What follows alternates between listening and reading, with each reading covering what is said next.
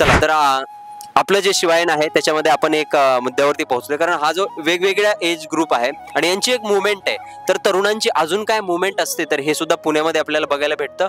कारण की लोक वैचारिकतेतून एकत्र येतात की आपण आपला विचार मांडला पाहिजे, त्यासाठी ते उद्यानामध्ये सुद्धा आलेत आणि वैचारिक प्लॅटफॉर्म देणं ही पुण्याची खरी अर्थानं ओळख आहे. कारण की पुण्यानं वैचारिक कार्यक्रम असतील, विचारवंत असतील हे दिलेले आहेत, तर त्याचा हा एक भाग आहे, तर खूप छान वाटतंय. तर मला सांगा ही जी तुमची मुवमेंट आहे काय आहे? ओके, सो माझं नाव सुभाषिनी दरेकर आहे आणि ही मोमेंट म्हणण्यापेक्षा आपण हा एक प्लॅटफॉर्म आहे, रोट्रॅक्ट आम्ही ह्या प्लॅटफॉर्मचं नाव आहे आणि रोट्रॅक्ट डिस्ट्रिक्ट 3131 पुण्याच्या अंडर येतं. सो ह्या प्लॅटफॉर्मच्या अंडर आम्ही नेटवर्किंग करतो, आम्ही सोशल वर्क करतो, आम्ही स्वतःचं प्रोफेशनलिझम डेव्हलप करून घेतो आणि we develop as a person, as a human being, आणि त्याच्यासाठी आम्हाला रोटरी आणि रोट्रॅक्ट हा प्लॅटफॉर्म बनवून देतो. अच्छा, मग आता तुम्ही इथे बसलाय, आजच्या डिस्कशनचा काय मुद्दा होता? आजच्या डिस्कशनचे 2 मुद्दे आहेत. सो बेसिकली रोट्रॅक्टचा बर्थडे येतोय, जो मार्चमध्ये सेलिब्रेट करतो आम्ही, 13 मार्चला असतो. आणि दुसरा त्याचा मुद्दा आहे, क्रायटेरिया आहे की आम्ही ब्लड डोनेशनबद्दल बोलत होतो की ब्लड डोनेशन चे फायदे काय आहेत किंवा आत्ता ब्लड डोनेशनचं किती इम्पॉर्टन्स आहे. तर हे 2 मुद्दे होते आणि त्यावरती आमचं डिस्कशन चालू आहे. अच्छा, म्हणजे आता ते सामाजिक मुद्दे तुम्ही घेताय, तर प्रॅक्टिकली कोणता मुद्दा तुम्ही हाताळलाय? समजा ब्लड डोनेशन आपण केलंय की म्हणजे ब्लड डोनेशन तुम्ही केलंय, असे सामाजिक कुठले मुद्दे आहेत की तुम्ही प्रॅक्टिकली त्याच्यामध्ये उतरलेला आहात? प्रॅक्टिकली सगळेच मुद्दे. आता this is 10th year of blood donation, त्याला आम्ही महादान असं म्हणतो. World rotaract week every year celebrate होतो. रोट्रॅक्ट खूप वर्षांपासून आहे. रोटरी जितकं जुनं आहे त्याच्यापेक्षा कमी असेल, पण यूथसाठी इट इज इम्पॉर्टंट. तर आम्ही ब्लड डोनेशन, क्लोथ डोनेशन, त्याच्यानंतर आम्ही धागा हा एक प्रोजेक्ट केला होता 2 वर्ष आधी, जिकडे आम्ही ग्रामीण भागातल्या महिलांना मदत केली होती.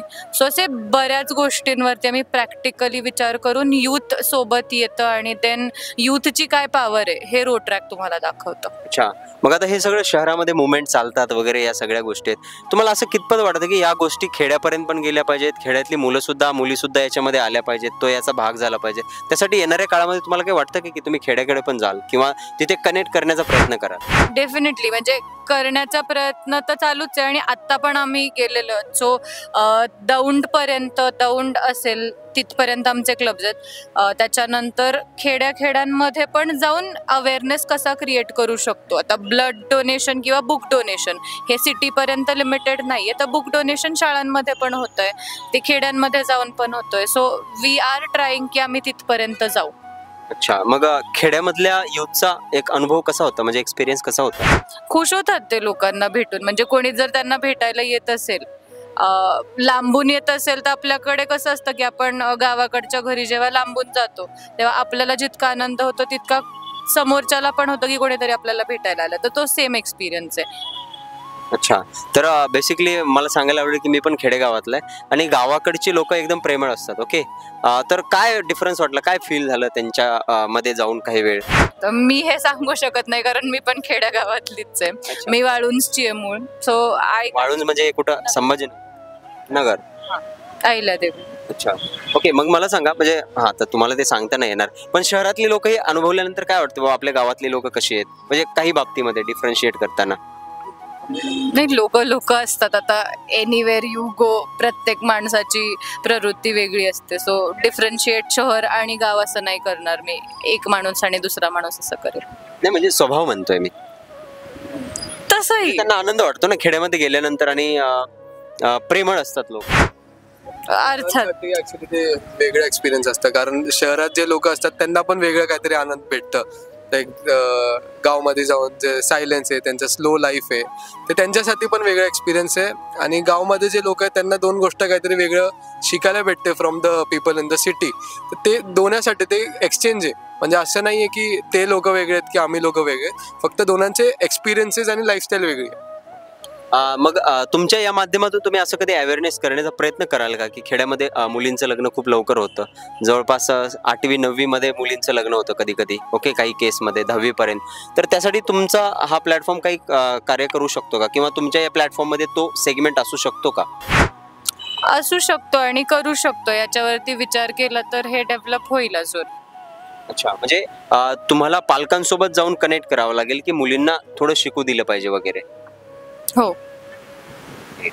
चालेल. तर अजून कोणी बोलणार आहे तुमच्यापैकी तुमच्या मुवमेंट बद्दल किंवा अजून काही? ओके, मग आता तुम्ही बोलताय तर मग महाराजांचा एखादा प्रसंग सांगा जो तुम्हाला प्रेरणा देऊन गेला किंवा जातो.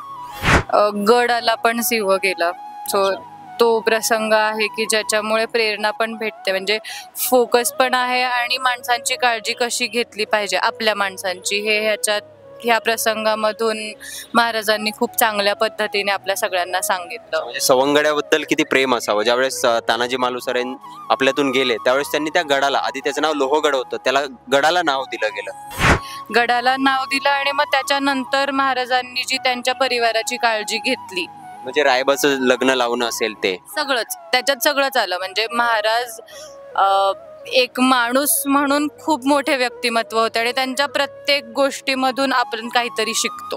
हा, म्हणजे महाराष्ट्रामध्ये असा कुठलाच गड नाही ज्याला नाव त्यांनी स्वतःच दिलं. म्हणजे शिवाजीगड असा नाहीये, पण सिंहगड म्हणजे ते तानाजी मालुसरेला अनुसरून ते आहे. म्हणजे हे त्यांच्याबद्दलचं जे मावळ्यांबद्दल जे त्यांचं प्रेम होतं ते व्यक्त होतं.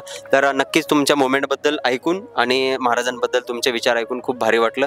तर धन्यवाद. तुमच्या या मुवमेंटला आमच्या योद्धा प्रोडक्शन या चॅनलतर्फे भरपूर शुभेच्छा. खूप मोठा व्हा आणि गावातल्या प्रत्येक माणसापर्यंत पोहोचा, कारण तरुण जोपर्यंत पोहोचणार नाही तोपर्यंत क्रांती होणार नाही. तर धन्यवाद. थँक्यू.